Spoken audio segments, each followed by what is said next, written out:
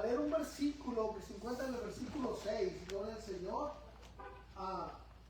Nuestra fe, hermano, está basada en las promesas que Dios nos ha hecho. Las promesas de Dios, gloria al Señor. Y una de las cosas que no debe de haber en nosotros es una duda de que esas promesas se van a cumplir, porque el que prometió es fiel, hermano. Amén. Nuestro Dios es fiel y esto es para todos. Comentando con mi esposa hace algunos días y ayer meditando también en la mañana, y aún lo comenté en la reunión de varones, es esto. Fíjense, pongo mucha atención a lo que le voy a comentar. Nosotros como hijos de Dios debemos de tomar decisiones que no afecten a alguien más. Por ejemplo, a veces tomamos decisiones como padres de familia, pero nuestra esposa o nuestros hijos pueden salir perjudicados de esto. A veces como patrones podemos tomar decisiones que nuestros trabajadores pueden salir perjudicados.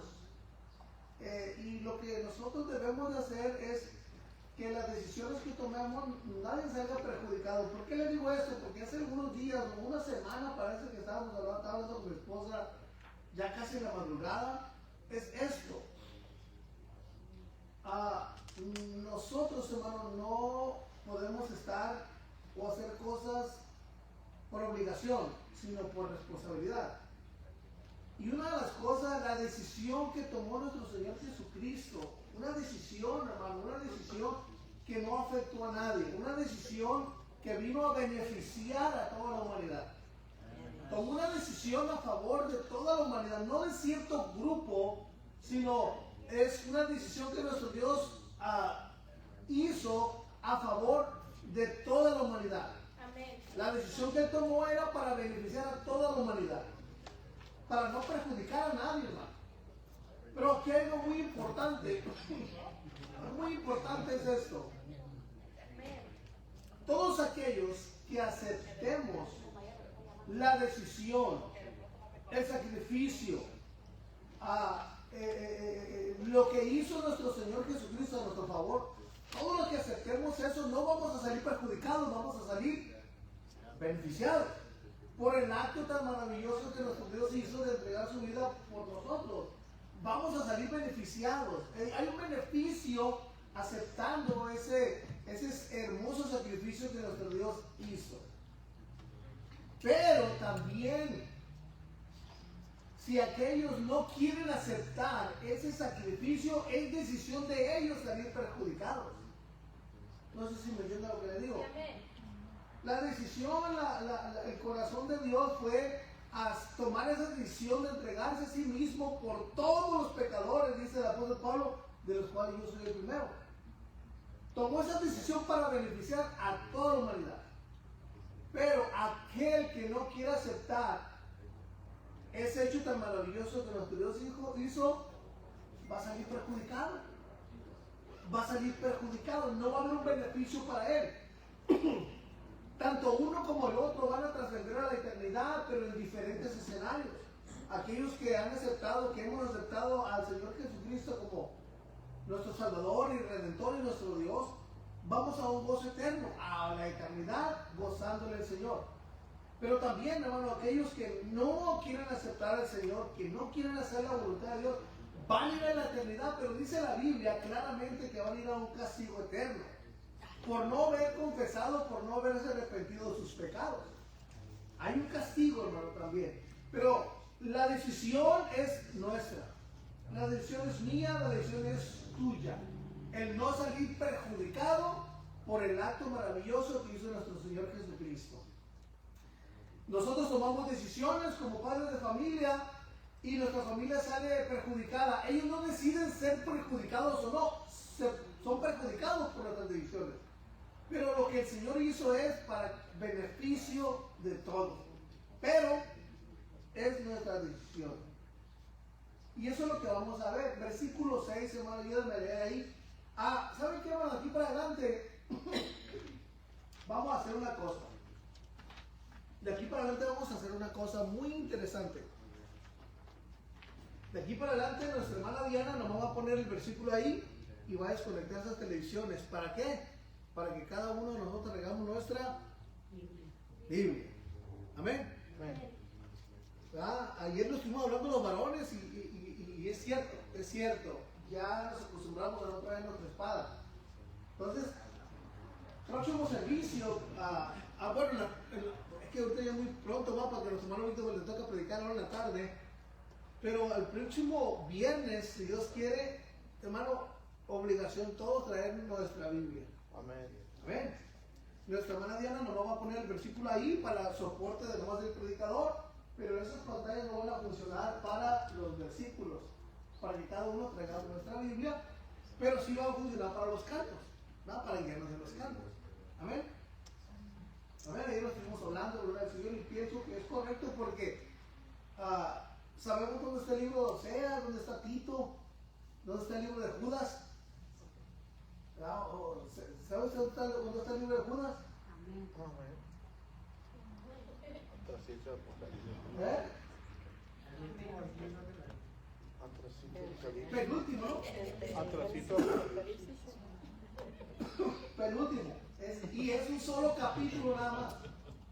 Un solo capítulo. Entonces, eso nos va a ayudar, hermano, a identificar. Hermano, tenemos que volver a eso. Tenemos que volver a las antiguas raíces. Gloria al Señor. Estuvimos platicando acerca de eso. Yo creo que es conveniente, justo y necesario que empecemos a seguir ejercitándonos en la lectura. Por eso les comentaba ya a los hermanos, uno de los graves errores que se está cometiendo actualmente, no nomás en una iglesia o en otro, en todas partes, es que ya no están llevando su Biblia, ya no están leyendo su Biblia en su casa, sino que esperan a que en la iglesia se las lean.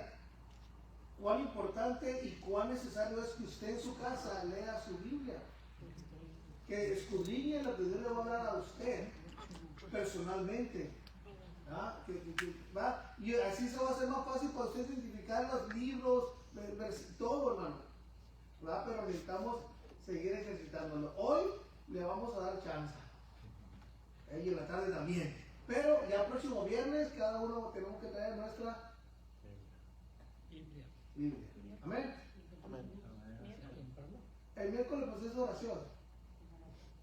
Pero el viernes, cuando yo ya tengo que tener su Biblia.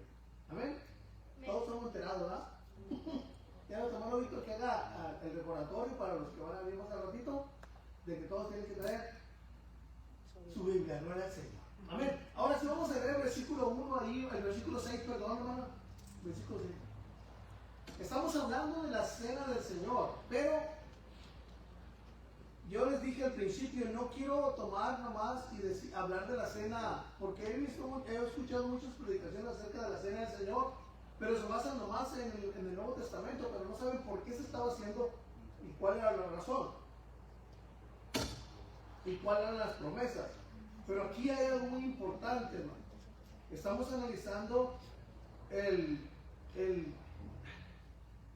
personaje o el actor principal de la cena era nuestro Señor Jesucristo. Porque recordemos que Él dijo, haced esto en memoria de mí. Pero ¿qué es lo que teníamos que hacer en memoria de Él? Eso es lo importante. ¿Qué íbamos a hacer? ¿Recordar lo que Él hizo por nosotros en la cruz de Calvario? ¿O comer como ellos comieron? ¿Qué es lo que vamos a recordar? Eso es lo importante. Analizar y meditar qué es lo que tenemos que hacer. Hacer esto en memoria de mí. ¿Pero qué? Esa es la pregunta. Y por eso estamos yendo desde qué tipo de cena estaban haciendo, qué estaban celebrando, y era la Pascua. Así que desde ahí estamos arrancando, pero ya nos topamos de que en la Pascua hubo un pacto, donde hubo derramamiento de sangre. Y si hubo derramamiento de sangre, quiere decir que estaba involucrado, alguien murió. Y ese alguien que murió era un cordero, era un animal del cual se sustrajo la sangre para marcar los dinteles de la casa, para que estuviera marcada la casa y el ángel heridor que iba a pasar esa noche no dañara lo que estaban adentro, pero para que surgiera efecto tenía que sacrificarse un animal y untar ahí. Esa era la sangre, era un pacto que se hizo ahí donde iba a haber un animal, un ser inocente muerto, y iba a marcarse los dinteles. Cuando llegara el ángel, el pacto era que no los iba a dañar. Y eso continuó haciéndose, hermano, en el templo, en el tabernáculo, perdón, donde tenía que sacrificarse a alguien para que se cumpliera el pacto cada año. ¿Ya? ¿Se me entiende? Cada año se tenía que hacer eso. Entonces se sacrificaba un animal y se hacía el pacto otra vez. El pacto quedaba vigente. Pero tenía que haber un muerto, tenía que sacrificarse algo. Pero ya venimos al Nuevo Testamento. Y aquí el versículo 6 me llamó mucho la atención. Esto que lo estaba estudiando acerca de esto. Y dice así en el nombre del Señor Jesucristo: pero ahora, tanto mejor ministerio es el suyo cuanto es mediador de un mejor pacto. Quiere decir que aquel pacto que se hizo benefició, pero no totalmente. Era nomás una sombra de cuando viniera ya lo establecido y que iba a ser eterno. No quiere decir que aquel pacto no funcionó. Sí funcionó en su tiempo, pero se tenía que cumplir cada año cumplirse. Aquí la cena o lo que se iba a hacer, no dijo el Señor que se celebrara cada año, o dice ahí cuando se estaban cenando que se tenía que hacer cada año, o cada que tanto tiempo dice que se tenía que hacer. No especifica. ¿Cuántas veces sea necesario? ¿Cuántas veces? Si se hace diario o se hace cada semana. Pero no dice si era la cena o el recordar o el celebrar. No dice que tenía que hacerse en memoria de él. Es ciencia cierta, pero por eso estamos analizando punto por punto. Entonces dice la Biblia aquí que nuestro Señor Jesucristo era mediador de un mejor pacto, el cual estaba establecido sobre promesas mejores. Había una promesa mejor ahora. ¿Cuál era esa promesa mejor de ese nuevo pacto? Lo leímos y vamos a leerlo ahí en los versículos que siguen.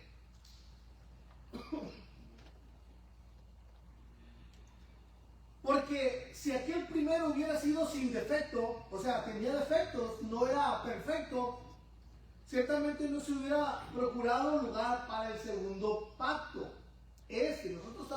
Nosotros estamos bajo el segundo pacto, que es un mejor pacto sobre mejores promesas. Las promesas que tú estás recibiendo, hermano, por este pacto de aceptar al Señor Jesucristo, es un mejor pacto, son mejores promesas las que estás recibiendo tú, hermano. ¿Sí me entiende? ¿Sí me va entendiendo esto? ¿Va? Ahora, pero el escritor del libro de Hebreos no se quedó nomás con lo que él estaba predicando acerca y hablando del Señor Jesucristo, sino que se apoyó en el Antiguo Testamento. ¿Qué dijeron los profetas acerca de este nuevo pacto? ¿Qué iba a ocurrir? ¿Qué conllevaba? ¿Qué contenía ese nuevo pacto? Y eso es lo que vamos a leer a continuación. Porque, reprendiéndonos dice, y aquí vienen días, dice el Señor, en que estableceré con la casa de Israel y la casa de Judá, ¿qué? Un nuevo pacto. Eso estaban hablando los profetas allá en el Antiguo Testamento. Ese nuevo pacto es en el cual estamos fundados nosotros. Un nuevo pacto. Tristemente antier estábamos viendo mi esposa viendo un programa donde se le preguntaba a la gente, y eran judíos allá en Tel Aviv, les estaban preguntando qué pensaban acerca de Jesús. Y tristemente muchos rehusaban hablar, aunque sea, y aún escuchar acerca de Yeshua, le llaman allá, o Jesús. No querían hablar nada de Jesús, los judíos, nada. Pero había unos judíos sí un poquito más abiertos y hablaban que Jesús había sido un judío primeramente y que había padecido como judío y había muerto como judío. Que los soldados romanos lo habían matado. Conocen quién era Jesús. Saben quién es Jesús. Pero no lo quieren reconocer. Fue alguien que hizo milagros, dijeron otros. Los mismos judíos. culpa de no haber reconocido al Señor Jesucristo. No se les culpa porque fue profecía de parte de Dios para que tú y yo tuviéramos también la promesa de ese nuevo pacto. Para que tú y yo recibiéramos ese nuevo pacto. Ya Dios tiene un plan para su pueblo también. No son desechados, Dios tiene un plan para ellos también. Ese paquete que Él vino a hacer, esa promesa, nos benefició a nosotros, pero también beneficia a su pueblo. No nos ha olvidado, gloria al Señor. Por eso dice que sigamos orando por la paz del mundo. Así dice la Biblia. Amén. Ahora, y aquí vienen días, dice el Señor, en que estableceré con la casa de Israel y la casa de Judá un nuevo pacto. No como el pacto que hice con sus padres en el día que los tomé de la mano para sacarlos de la tierra de Egipto. Porque ellos no permanecieron en mi pacto. Y me desatendí de ellos, dice el Señor. ¿Cuánto tiempo se dejó de sacrificar? Vemos la historia, man. Cuando el arca fue sacada del tabernáculo, que estaba allá, ayer les hablaba un poco a los hermanos, lo sacaron de allá del tabernáculo, donde estaba Elí, donde nació Samuel. Sacaron esa arca de ahí y ya no se pudo sacrificar. Ya no hubo sacrificio, ya no se cumplía el pacto. Ahora Dios se enemistó con ellos y le dijo, ¿por qué hicieron esto? ¿Por qué sacaron esa arca? Ahora esa arca nunca jamás va a volver a asilo. Nunca jamás va a volver para atrás. Y después, hermano, anduvo en tiendas, gloria al Señor. La tuvieron en varias partes, en Obed-Edom, en muchas partes estuvo la esa. Y ahora dice una cosa, hermano. Hablando de la Biblia de Urías Eteo, cuando David cometió aquella falta, aquel pecado en contra de Urías Eteo, donde tomó a esa mujer llamada Betsabé. Cuando lo llama David y dice, tráigame a Urías Eteo para acá. La idea de David no era beneficiar a Urías Eteo, no era condecorar a Urías Eteo, no era reconocer a Urías Eteo. Lo que quería David era cubrir la falta de él. Y quería que ese hombre llamado Urías Eteo fuera a su casa y durmiera con su esposa y cargarle o achacarle el embarazo de su propia esposa, la cual David había embarazado. Entonces, este hombre, siendo un hombre fiel, dijo, salió con el rey y fue y durmió con los guardias en la puerta del palacio. Rápidamente llegaron con David y dijeron, hey, ¿sabes qué? Urías Eteo no descendió a su casa. Lo volvió a llamar y dijo, ven para acá para hablar contigo. Y de cierta manera lo reprendió y dijo, ¿por qué? ¿Cómo es posible? Vienes de la guerra, vienes cansado, ¿por qué no descendiste a tu casa? A David no le importaba nada, a lo que a David le importaba era cubrir su falta. Pero del que no podemos cubrir nuestra falta es de Dios, hermano. Usted puede verme, yo puedo verlo, y usted puede cubrir su falta, y yo puedo cubrir mi falta ante usted, pero ante Dios no la podemos cubrir. No podemos ocultarle nada a Dios. Y Él se encarga de todo eso. David quería ocultar su falta a la vista de la gente que estaba por ahí, pero de Dios no podía ocultarlo. La respuesta de Urías Eteo, siendo un hombre, siendo uno de los 30 y tantos valientes de David, la respuesta de Urías Eteo dijo, ¿cómo crees que yo voy a descender a estar en mi casa, descansar en mi casa, gozar en mi casa, mientras que Joab, mi señor Joab, está en la guerra y el arca del Señor anda entre tiendas? ¿Cómo puede ser posible que yo vaya y descienda allá sabiendo que ahí hay una guerra que se está librando y el arca está en tiendas? ¿Qué quiere decir esto? Que por mucho tiempo, hermano, desde que salió la arca de Silo, estamos hablando de antes de que Samuel tuviera el cargo de ser ese líder en Israel. Después de Samuel dice la Biblia que ungió a Saúl y después de Saúl ungió a David. Y David, conforme pasa el tiempo siendo rey, fue cuando comete eso. Y Betsabé era la madre de Salomón, fue la madre de Salomón.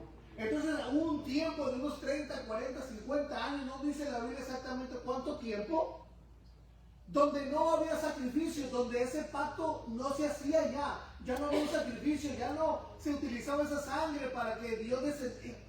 Mucho tiempo pasó. Por eso Dios les reclama aquí.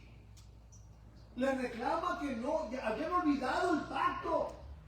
Mientras que estaba el tabernáculo, mientras que estaba el arca dentro del tabernáculo, seguían sacrificando. Estaba el sacerdote. Se hacían todavía los oficios dentro del tabernáculo y se sacrificaba y se hacía el mismo ritual cada año. Pero una vez que el arca fue sacada, sustraída de ahí, para llevarla como un amuleto para vencer a los filisteos, se dejaron de hacer sacrificios, se olvidaron del pacto y pensaban que esa arca los iba a defender de los filisteos. Pero el arca, hermano, era nomás, le llamaba la Biblia, el arca del pacto, el arca del testimonio, del pacto. Pero ese tenía que estar dentro del tabernáculo para que se siguieran sacrificando, derramando esa sangre para limpiar donde el sacerdote iba a llegar y que la presencia de Dios descendiera y en señal de que el pacto estaba vigente. Pero una vez que se dejaron de hacer sacrificios, viene el reclamo de parte de Dios. Volvieron a hacer sacrificios hasta que Salomón construyó el templo. Entonces hubo un periodo amplio de años donde no se sacrificó. Y eso es lo que Dios les está reclamando. Dios les está llamando la atención ahí.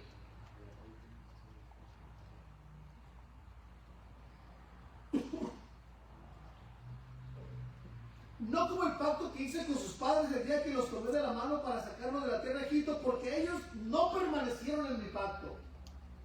Y yo me desatendí de ellos, dice el Señor. Por lo cual, ahora ese es el pacto que haré con la casa de Israel.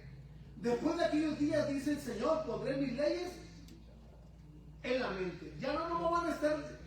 La ley de Dios estaba dentro de esa arca, dentro estaba las tablas, el testimonio, el arca del testimonio, estaba la vara de Aarón y estaba parte del maná que descendió del cielo.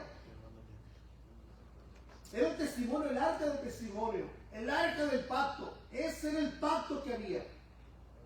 Se desatendieron, por eso el Señor, ahora hay una solución al haberse desatendido.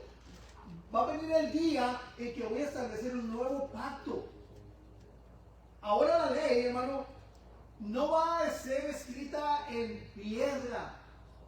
Ya no va a ser escrita en piedra, sino que ahora se va a escribir en los corazones. Pero ¿de qué manera se iba a escribir en los corazones? Es lo que vamos a ver ahorita y Dios me dé tiempo para explicárselo bien. ¿Cómo es que ahora la ley va a estar ya en nuestros corazones, en nuestras mentes? ¿Cómo y de qué manera?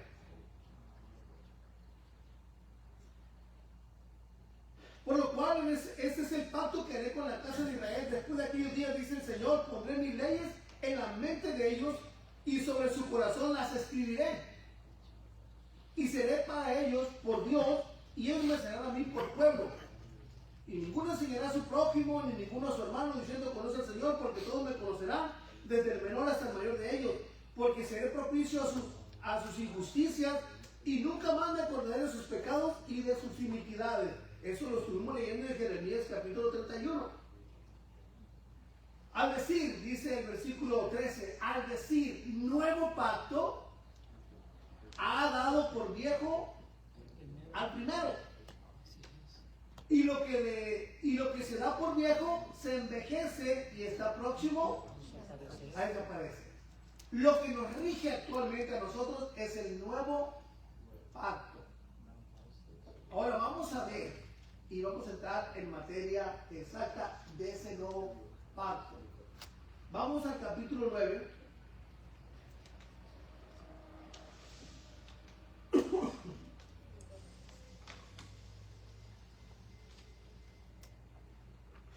Versículo 1.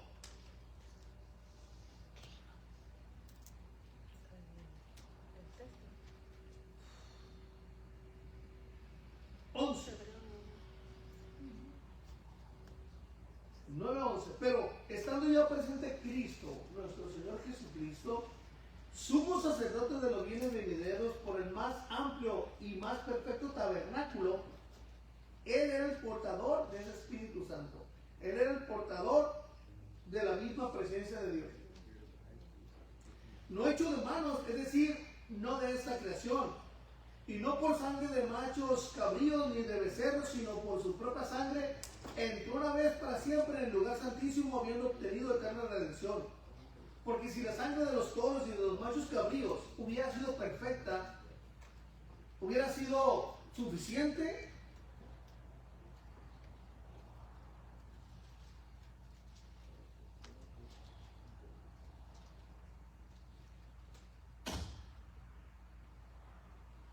sino por su propia sangre. Eso era lo que el Señor está hablando del nuevo pacto. Aquel pacto no era suficiente. Esa sangre que se derramaba de los machos que había no cumplía el requisito de borrar la deuda, sino que se pagaba, como hemos dicho, una fianza, una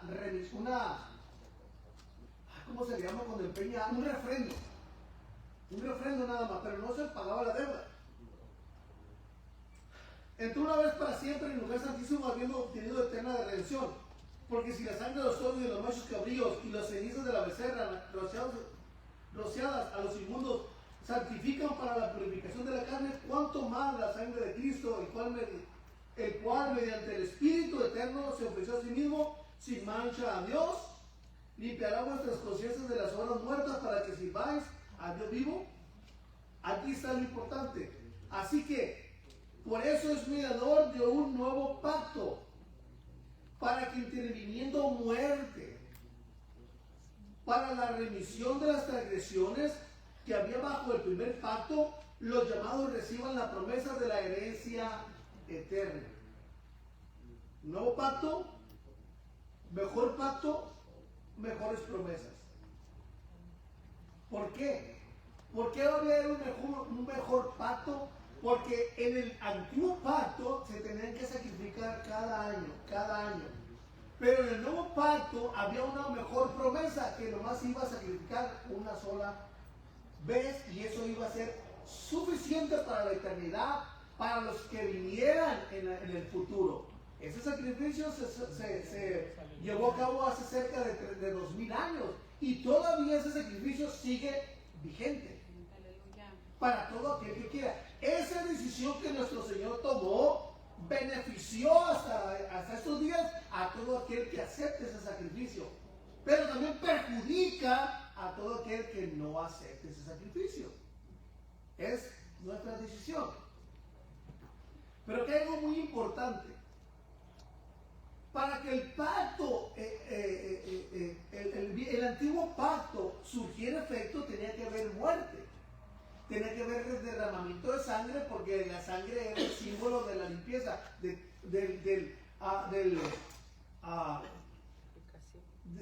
líquido, no se puede decir, del elemento que iba a purificar, del elemento que iba a cubrir los pecados, la sangre.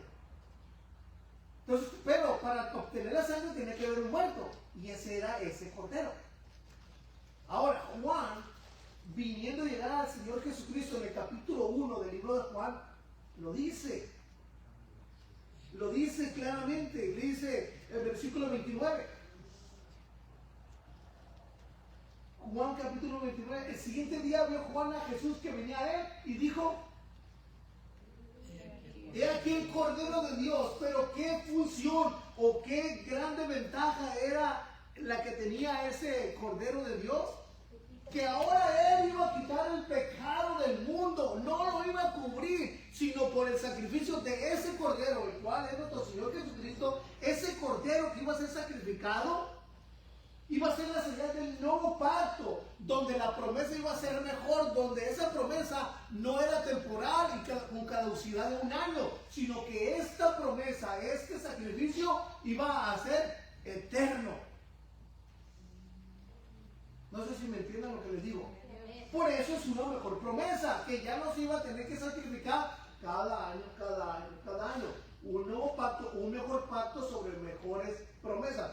Por eso Juan, cuando vio al Señor, dijo: este Jesús es el Cordero que se va a entregar en pago por todos los pecados. Pero no nos va a pagarnos, sino nos va a quitar. Por eso es la promesa que leímos en el capítulo 8 de Hebreos. Ya nunca jamás me voy a acordar de ellos, dice el Señor. Lo habló Jeremías capítulo 31, del versículo 31 en adelante. Ese es el mejor pacto y la mejor promesa, que ahora los pecados iban a ser borrados, quitados. Desgraciadamente, tristemente, no hay sacrificios en Israel para el pueblo judío. No hay. Y ayer hablábamos un poco de las vacas bermejas, de las vacas rojas. Algo habla la Biblia de esas vacas rojas, donde se iban a sacrificar, donde iba a haber sacerdotes, levitas, pero eso es muy difícil de que suceda. Pueden hacerlo, como comentábamos ayer, pueden lograr y construir un templo, pero es un templo no ordenado por Dios. No hay una ordenanza en la Biblia de un tercer templo. No hay. Pero viven en esa, los judíos viven en esa esperanza. Y después, con la ayuda del Señor, les voy a hablar acerca de la puerta dorada, de la puerta de oro, de la puerta de la misericordia, de la puerta de la hermosa. Les voy a hablar un poco con ellos más adelante, donde había una promesa de que por ahí iba a entrar el Mesías y después iban a cancelar la puerta, y ahorita está cancelada esa puerta. Algo tremendo, hermano, tremendo. Pero eso lo vamos a hablar con el Señor después, gloria a Dios. Amén. Ahora, Juan ve a Jesús y le dice: "He aquí el cordero que quita el pecado del mundo". O sea, ese cordero no nomás iba a ser un cordero que iba a dar por este mundo, sino que iba a llegar el tiempo en que ese cordero iba a ser sacrificado para el perdón de nuestros pecados. Por eso Juan lo reconoce y dice: Él es el que va a quitar el pecado del mundo. Ese Jesús es el que va a quitar el pecado del mundo. Todavía a lo mejor Juan ni se daba cuenta de qué manera iba a quitarlo. Probablemente se le podía hacer imposible a él, o algo no concebible, decir: ¿cómo que Jesús va a morir por el pecado de nosotros? Sino que el Espíritu le dio que hablar que Jesús era el cordero que iba a quitar el pecado del mundo. Ahora, el viernes estuvo nuestro hermano David hablando algo muy importante. Algo muy importante. Lo habló en Juan capítulo 20. Habló algo muy importante nuestro hermano David ahí. Voy rápido, hermano, para poderles dar esta información. Habló algo muy importante nuestro hermano David el día viernes. Juan capítulo 20, versículo 19 en adelante. Eso lo habló nuestro hermano David, pero lo leí yo, dije yo: es cierto. Es cierto lo que pasó ahí. Es cierto. Y ahorita Dios me dio palabras de ahí, hermano, para corroborar todo lo que venimos hablando. Dice ahí: cuando llegó la noche de aquel mismo día, el primero de la semana, estando las puertas cerradas en el lugar donde los discípulos estaban reunidos por medio de los judíos, vino Jesús y puesto en medio les dijo: paz a vosotros. Ahora la pregunta le voy a hacer ahí. Aquí Jesús ya había sido entregado a muerte. ¿Ya lo habían crucificado ahí o todavía no? Sí. Sí. Ya había sido crucificado el Señor ahí. Ya había sido entregado en pago por nosotros. Pero le quiero decir algo: la promesa del pacto todavía no se cumplía. Todavía no se cumplía. Ahí se iba a cumplir. Ahí va a ser el sello del nuevo pacto. Y le voy a hablar un poco acerca de lo que dice Jeremías capítulo 31. Escribiré la ley ahora en sus mentes y en sus corazones. Versículo 20. Y cuando les hubo dicho esto, les mostró las manos y el costado, y los discípulos se regocijaron viendo al Señor. Versículo 21. Entonces Jesús les dijo otra vez: paz a ustedes, como me envió el Padre, así también yo los envío. pero no podían irse sin recibir la herencia, la promesa del pacto, el cumplimiento del pacto. ¿Cuál era? Ahorita lo vamos a ver. Y habiendo dicho esto, sopló. ¿Y qué les dio a ellos? Como al principio, hermano, mire, el hombre al principio, Dios lo formó del polvo de la tierra, lo formó. Y ahí estaba el hombre. No había en él vida. ¿Qué tuvo que hacer Dios para despertarlo? ¿Qué tuvo que hacer Dios para que ese hombre pudiera respirar, pudiera pensar, pudiera latir su corazón? ¿Qué tuvo que hacer el Señor? Soplo, lo sopló también, ¿verdad? Y ese hombre fue, dice la Biblia que después de eso el hombre fue un ser viviente. ¿Qué hizo nuestro Señor Jesucristo aquí con sus discípulos? Lo mismo, les dio de ese Espíritu Santo que él traía. Gloria a Dios. Dios, por ese aliento de vida, de él salió ese soplo de vida para que el hombre pudiera caminar y pudiera señorear en el huerto.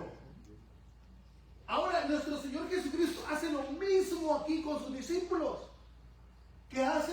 Les da un soplo y les dijo: aquí está el pacto, reciban el Espíritu Santo. Pero Jesús no lo había hecho antes eso. Lo hizo después de que fue crucificado y resucitó. ¿Por qué? ¿Por qué tienen que hacer eso? Mira, hermano, vamos a Hebreos otra vez. No quiero enredarlo, pero quiero que usted, por eso apunte las escrituras. Apunte las escrituras. Lo mismo que, mire, lo mismo que el Señor hizo en el huerto del Edén, lo estaba haciendo aquí el Señor Jesucristo con sus discípulos. ¿Coincidencia? ¿Usted cree que es una coincidencia? No es una coincidencia, sino que tenía que venir del mismo portador del Espíritu esa entrega. En el principio ya, hermano, cuando estaba Samuel, Samuel, me enfoco en esto porque ahí hay algo muy importante. Cuando Samuel ungió a Saúl, el Espíritu Santo reposó en Saúl. En ninguna otra persona más sino en Saúl. Cuando Saúl desobedeció y va a Samuel por orden de Dios y unge a David, dice la Biblia en el capítulo anterior que el Espíritu se fue de la vida de Saúl y vino y reposó en David. Era uno nomás el que podía recibir el Espíritu Santo, pero aquí, hermano, en Joel, estuvimos cantando el viernes. Esto fue lo dicho por el profeta Joel, que en los posteros tiempos derramaría su Espíritu, no nomás sobre uno, sino sobre toda carne. Sobre toda, iba a haber un cumplimiento de esa promesa, de esa herencia. Era una herencia que se tenía que dar. Pero para poder cumplirse en la herencia, para poder Jesús dar esa herencia, dar esa promesa, tenía que haber algo. Vamos otra vez para Hebreos capítulo 9. Si voy muy rápido, hermano, vuelva a ver el en vivo. Porque esto es muy importante.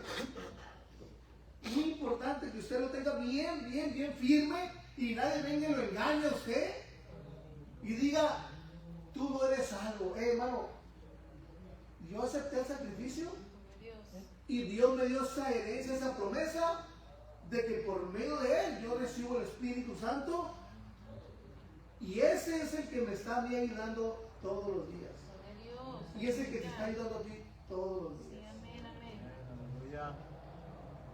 ¿Cuán importantes son las escuelas militares, hermano?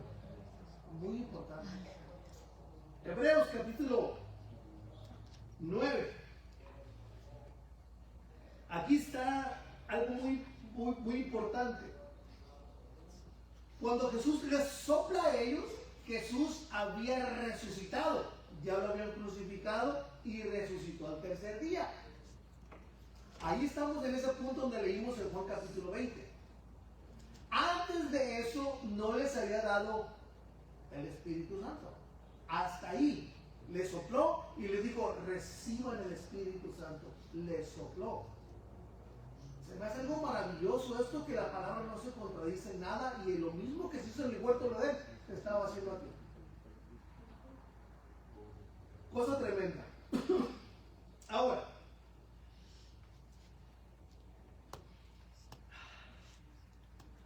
versículo 15 de Hebreos capítulo 9. Así que, por eso es mediador de un nuevo pacto, para que interviniendo, ¿qué? Muerte. Entonces Jesús, nuestro Señor Jesucristo, primeramente tenía que morir para dar la herencia. No podía dar la herencia en vida. Es lo que dice aquí.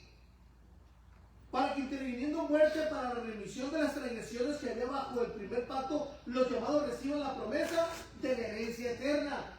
Porque donde hay testamento, es necesario que haya muerte, que intervenga muerte del que hace el testamento. Porque el testamento con la muerte, entonces se sella. Entonces, para que ese pacto tuviera validez, esa herencia se cumpliera a nosotros, tiene que haber muerte del que había dado la promesa. Y ese es el mismo Dios. Aquí está otra, hermano, otra prueba más de que nuestro Señor Jesucristo es Dios. Gloria a Dios, aleluya. Porque ¿quién fue el que prometió en el Antiguo Testamento acerca de esa promesa nueva? El mismo Dios. El mismo Dios. Él lo dijo. Ahora, nosotros creemos firmemente que nuestro Señor Jesucristo es Dios. Entonces, ¿quién fue el testador? ¿Saben lo que es un testador? ¿Saben lo que es un testador o no? El que hace el testamento. El que dice qué es lo que va a pasar. En mi caso, mi mamá fue en vida al notario y redactó su testamento, de un testamento. Me lo dio a mí el testamento. Yo tengo el testamento ese. Ese testamento no se puede violar, no se puede abrir. Mientras que el que hizo el testamento, mientras mi mamá vivía, ese testamento no tiene validez. No tiene validez. Si lo hubiéramos abierto, ese testamento no tiene validez. Pero porque para que el testamento tenga validez, tiene que haber muerte. Tiene que morir el testador, tiene que morir aquel que redactó el testamento. Entonces aquí, para poder recibir la herencia, la promesa tenía que intervenir muerte.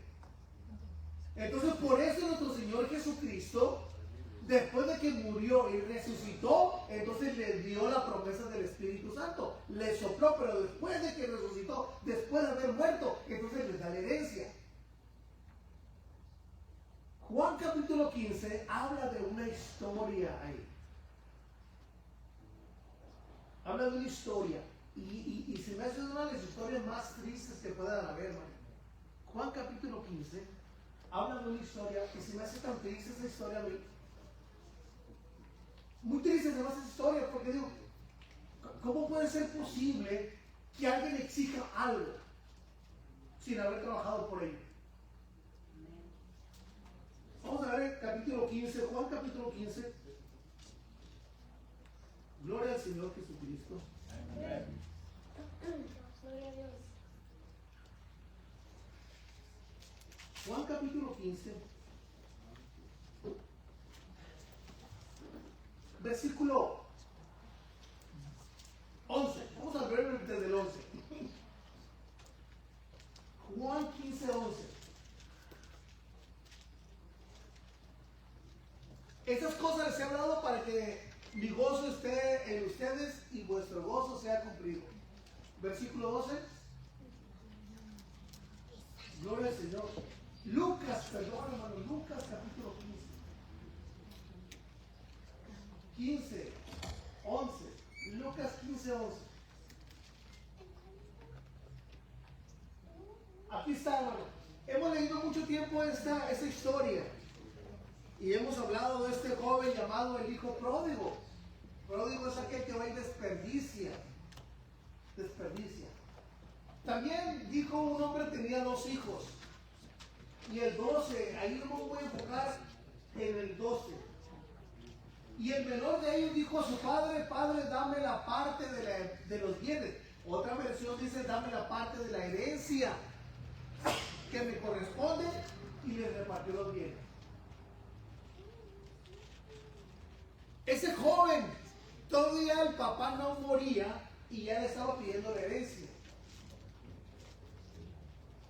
Eso, ¿cómo cree usted que se sintió el padre al que dijera: hey, todavía no me he muerto y ya quiere la herencia? Está como si usted, hermano, su papá o su mamá todavía viven y usted sabe que le van a heredar un marrano ahí, o una mula, o un burro, o lo que sea. Y va y dice: papá, pues me vas a regalar el burro, pues dámelo de una vez. ¿Cómo que se va a sentir papá? Oye, pues ya no me he muerto. Está un hombre en el hospital, y llega el hijo y lo visita. Papá, entonces voy a hacerle llamada. ¿A dónde, le dijo? Pues ahí en el rancho, porque voy a preparar todo. ¿Pero qué van a preparar en el rancho? Pues la tierra, la casa, ya. ¿Pero qué van a preparar, muchacho? Pues es que pues ya se ha dado la hora, pero ¿qué van a preparar? No, pues es que tú estás enfermo y... Oye, muchacho, pues si todavía no me he muerto, le dice. ¿Cómo que ya estás preparando todo allá para quedarte con las cosas? Otro hijo estaba en la mesa comiendo con sus papás. Papá dice: pues ya crecí, ya tengo 38 años y pues he tomado una decisión de ser independiente. Oh, qué bueno, nos pegó a ser independiente. Oh, qué bueno, hijo, dice que ya te van a hacer responsable, independiente. Sí, le dijo: ya quiero vivir solo, les dijo. Ya quiero estar solo, así que se tienen que ir de la casa. Agarre, pero ¿por qué? Le dijo.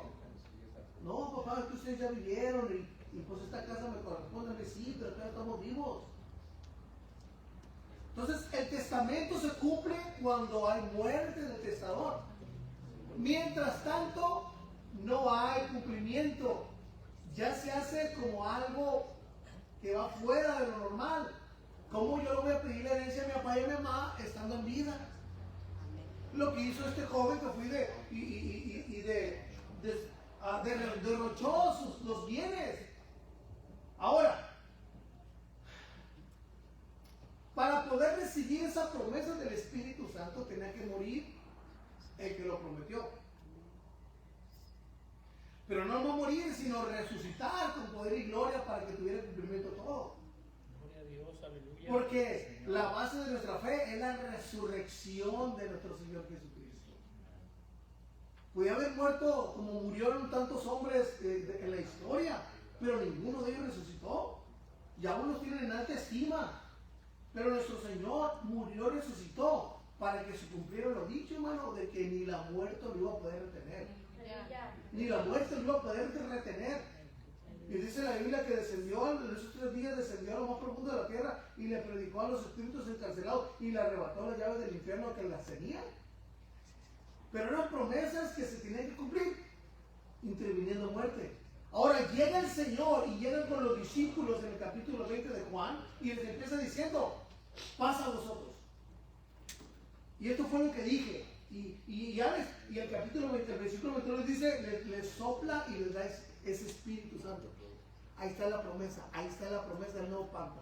Ahora, pero ¿qué es lo que provoca en nosotros el Espíritu Santo, hermano? ¿Qué es lo que provoca? ¿Para qué nos sirve el Espíritu Santo a nosotros? ¿No se ha preguntado para qué me sirve el Espíritu Santo a mí? ¿O para qué me sirve el Espíritu Santo? ¿Para qué nos sirve? Tenemos muchos beneficios. Dígame algunos. Hay mucho gozo. Pero hay algo más grande que el gozo que estamos recibiendo por recibir el Espíritu Santo. Hay algo más. Es el cumplimiento de que la ley se iba a escribir en nuestros corazones, porque el Espíritu Santo iba a tener una función muy tremenda en nosotros, el redarguirnos, el estarnos guiando. Entonces, el que no tiene el Espíritu Santo va a andar y va a caminar y va a pensar lo que se le venga en gana. Pero aquellos que hemos recibido el Espíritu Santo, viene el Espíritu y nos redarguye. Ahora la ley ya no está en piedra. Ahora ese Espíritu nos está escribiendo dentro de nosotros. Porque aunque no se nos esté predicando en nuestra casa y vamos a hacer algo incorrecto, llega el Espíritu Santo y nos dice, eso no está bien. Eso va en contra de la voluntad de Dios. Eso va en contra de la ley de Dios. Ahora ya no necesitamos, allá se les leía la ley y se redarguían. Aún lo vemos con el rey, ¿cómo se llama su niño, hermana? Josías. Estoy jugando. El rey Josías, cuando encontraron, hermano, el libro de la ley y lo leyó, dice que se rasgó los vestidos de haber encontrado eso, hermano, porque eso era lo que se leía y eran redarguidos, pero se les tenía que leer. No estaba dentro de ellos, se les recordaba de la ley. Por eso todavía actualmente se lee la Torá dentro